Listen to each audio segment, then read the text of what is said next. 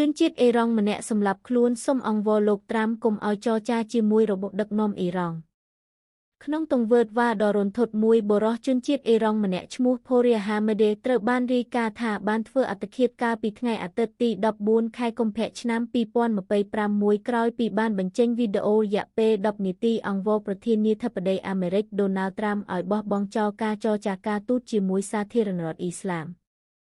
តាមការផ្សាយរបស់សារព័ត៌មាន Iran International ដោយនិយាយចេញពីទីក្រុងកំពង់ផែ Bushehr លោក Hamedeh បានចាប់ផ្ដើមសារចុងក្រោយរបស់លោកដោយពាក្យដ៏ខ្លោចផ្សាថាបើអ្នកកំពុងមើលវីដេអូនេះមានន័យថាខ្ញុំមិនលែងនៅទៀតហើយដោយលោកចាត់ទុកការស្លាប់របស់លោកថាជាការព្យាយាមផ្ដល់អត្ថន័យដល់ជីវិតដែលលោកមានអារម្មណ៍ថាគ្មានអនាគតក្រោមរបបដឹកនាំបច្ចុប្បន្ន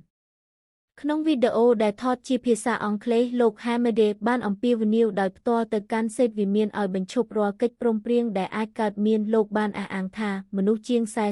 40,000នាក់ត្រូវបានសម្លាប់ក្នុងការបង្ក្រាបនាពេលថ្មីនេះជាតួលេខមួយដែលលោកពណ៌នាថាជាការសម្លាប់រង្គាលធំជាងសង្គ្រាមនៅអ៊ុយក្រែនឬការសារទៅទៀតលោក Hamedeh បាននិយាយថាការធ្វើកិច្ចព្រមព្រៀងជាមួយរបបនេះគឺជាការក្បត់ចំពោះអ្នកដែលបានស្លាប់ទាំងអស់ដោយលោកបន្ថែមថាយុវជនជំនាន់លោកកំពុងរត់ចេញពីសាសនាអ៊ីស្លាមនិងក្រុមភេរវករដែលជួលដោយរបបនេះលោកបានសម្ដែងនូវភាពអស់សង្ឃឹមយ៉ាង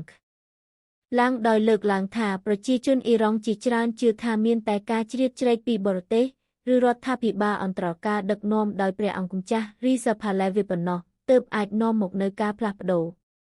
មរណភាពរបស់លោក Hamedeh បានគូសបញ្ជាក់ពីភាពអស់សង្ឃឹមយ៉ាងខ្លាំងរបស់សកម្មជនអ៊ីរ៉ង់មួយចំនួនខណៈដែលមានពាក្យចាមអារ៉ាមអំពីកិច្ចព្រមព្រៀងថ្មីរវាងវ៉ាស៊ីនតោននិងតេហេរ៉ង់នៅក្នុងវីដេអូលោក Hamedeh បានជំរុញឲ្យក្រុមប្រឆាំងនៅក្រៅប្រទេសបញ្ឈប់ការឈ្លោះប្រកែកគ្នាហើយរួបរวมគ្នាខណៈដែលលោកបានពណ៌នាអំពីស្ថានភាពបច្ចុប្បន្នរបស់ប្រជាជនអ៊ីរ៉ង់ថាជាអ្នកឯកោនិងគ្មានសម្លេងពាក្យសម្ដីចុងក្រោយរបស់លោកជាភាសាប៉េបានអំពាវនាវឲ្យជនរួមជាតិរបស់លោកជួយគ្នាទៅវិញទៅមកដោយបន្សល់ទុកនូវការព្រមានយ៉ាងច្បាស់ថាការចរចាការទូតណាមួយនឹងត្រូវចាត់ទុកដោយយុវជនថាជាការក្បត់ចំពោះអ្នកដែលបានតស៊ូនិងបូជាជីវិតដើម្បីសេរីភាពអ៊ីរ៉ង់ប្រកាសត្រៀមរួចអស់ហើយទាំងផ្នែកការទូតនិងសង្គ្រាមជាមួយអាមេរិកក្នុងបទសម្ភាសន៍ផ្ដាច់មុខជាមួយសារព័ត៌មានរដ្ឋរបស់រុស្ស៊ីកាលពីថ្ងៃអង្គារទី14ខែកុម្ភៈឆ្នាំ2025រដ្ឋមន្ត្រីការបរទេសអ៊ីរ៉ង់ Abbas Araghchi បញ្ជាក់ថាទីក្រុងតេហេរ៉ង់បានត្រៀមខ្លួនរួចរាល់អស់ហើយទាំងផ្នែកការទូតនិងសង្គ្រាមជាមួយសហរដ្ឋអាមេរិកថ្លែងប្រាប់ពិធីករ Rick Sanchez លោក Araghchi និយាយថាគ្មានដំណោះស្រាយណាក្រៅពីដំណោះស្រាយតាមផ្លូវការទូតឡើយបច្ចេកវិទ្យានិងភាពរីកចម្រើនមិនអាចត្រូវបានកំទេចតាមរយៈការទម្លាក់គ្រាប់បែកនិងការគំរាមកំហែងផ្នែកយោធានោះទេទង្វើទាំងនេះហើយបានធ្វើឲ្យទីក្រុងតេហេរ៉ង់កាន់តែបាត់បង់ទំនុកចិត្តលើទីក្រុងវ៉ាស៊ីនតោនស្របពេលជាមួយគ្នានោះរដ្ឋមន្ត្រីការបរទេសរូបនេះបញ្ជាក់ថាយើងចរចាជាមួយសហរដ្ឋអាមេរិកតែអំពីកម្មវិធីនុយក្លេអ៊ែររបស់យើងប៉ុណ្ណោះការទាមទារផ្សេងទៀតគឺដាច់ខាតមិនអាចយកមកពិភាក្សាបានឡើយមិនត្រឹមប៉ុណ្ណឹងលោក Araghchi ក៏បញ្ជាក់យ៉ាងច្បាស់ដែរថាអ៊ីរ៉ង់ត្រៀមខ្លួនរួចជាស្រេចសម្រាប់ការប្រជុំមុខដាក់គ្នាប្រសិនបើកិច្ចខិតខំប្រឹងប្រែងផ្នែកការទូតត្រូវបរាជ័យលោកត្រាំផ្ដាំអ៊ីរ៉ង់ចរចាឥឡូវនេះឬត្រូវថ្មោងនឹងញូរម្ដងទៀតប្រធានាធិបតីដូណាល់ត្រាំបានជួបជាមួយនាយករដ្ឋមន្ត្រីអ៊ីស្រាអែលពេញចាមីននេដានយ៉ាហ៊ូជាង2ម៉ោងកាលពីថ្ងៃពុធទី14ខែកុម្ភៈឆ្នាំ2025ដោយបានផ្ញើសារព្រមានចំទៅកាន់ទីក្រុងតេហេរ៉ង់ថាការទូតគឺជាជម្រើសដំបូងប៉ុន្តែប្រតិបត្តិការ Midnight Hammer ឬញូរកណ្ដាលរាត្រីក៏បានត្រៀមលក្ខណៈរួចជាស្រេចដែរ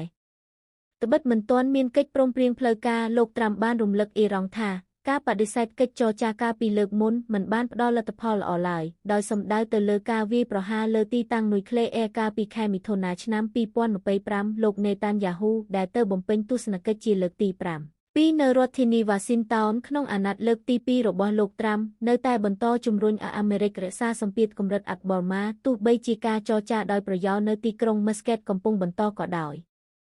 គម្លាតនៃការចរចានៅតែមានភាពខុសគ្នាខ្លាំងអ៊ីរ៉ង់ទាមទារឲ្យបញ្ឈប់ទណ្ឌកម្មប៉ុន្តែមិនព្រមបោះបង់កម្មវិធីមីស៊ីលចំណែកអាមេរិកវិញទាមទារឲ្យលុបបំបាត់សារធាតុអ៊ុយរ៉ាញ៉ូមដែលចម្រាញ់រួចនិងបញ្ឈប់សកម្មភាពនុយក្លេអ៊ែរទាំងស្រុងការចរចាការទូតនេះកំពុងកើតឡើងស្របពេលមានការបង្កើនកម្លាំងយោធាអាមេរិកយ៉ាងសន្ធឹកសន្ធាប់ក្នុងឈូងសមុទ្រប៉េដែលសបញ្ជាក់ថាទោះបីលោកត្រាំនិយាយពីសន្តិភាពក៏លោកបានត្រៀមខ្លួនរួចជាស្រេចសម្រាប់សង្គ្រាមផងដែរ